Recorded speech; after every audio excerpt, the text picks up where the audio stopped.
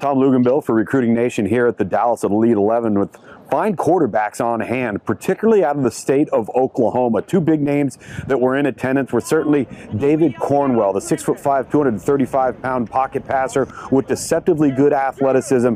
He was on display, and I think he was as advertised in a workout setting. Big arm, really good feet, was excellent when it came to the ability to evade the rush and some of those types of drills, but obviously the physical tools that you look for in the quarterback position.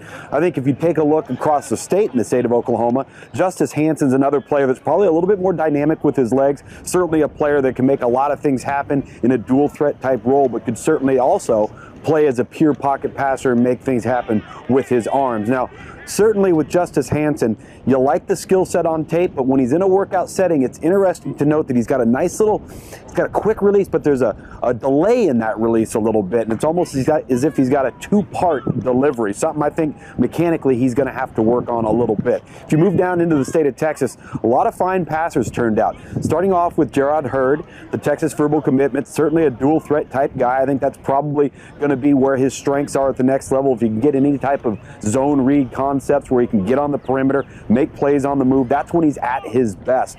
A couple of sleepers that I thought really kind of came out of the woodwork, and after the spring evaluation period is over, we'll likely see their recruiting attention heat up significantly, would be Clay Holgerson, the nephew of West Virginia head coach Dana Holgerson. Not very tall, but a lightning quick delivery, great feet, gets the ball out very smoothly. I was really impressed with his ability to compete throughout the day.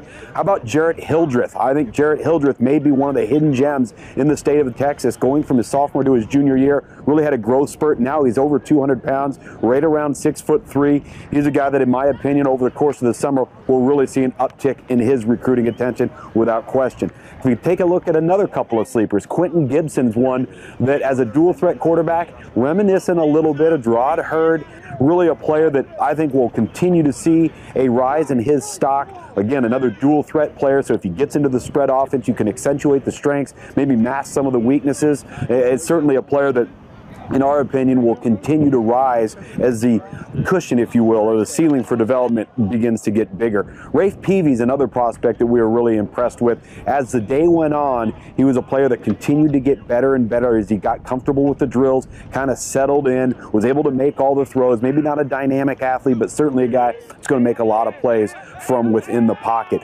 Each and every guy that was in attendance had probably a couple of wow moments, and then also had some moments where you say, you know, this is where the deficiencies are. This is where the mechanics or the technical side really need to start to continue to be developed throughout the course of the recruiting process, and will be as they get down into their senior seasons, and then obviously come signing day in February of 2014.